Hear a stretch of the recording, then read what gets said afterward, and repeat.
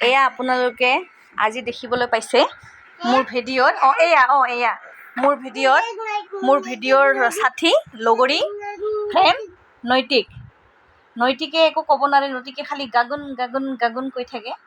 এয়া নৈতিকে মাম খাই আছে এতিয়া কিন্তু নৈতিকৰ মামত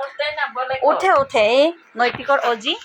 আইতা মানে নেপালীত অজি বুলি কয় আইতাকক তেওঁ ভাত খুৱাই আছে আৰু বাকীতো ক'বই নালাগে আৰু ৰুমৰ অৱস্থাই নাই কি ক'ব কাপোৰ চাপোৰ একো জাপিবলৈ সময়ে নোপোৱা হৈছোঁ সি খেলে সি বেয়া কৰে মই ঠিক কৰোঁ সি বেয়া কৰে মই ঠিক কৰোঁ সি বেয়া কৰে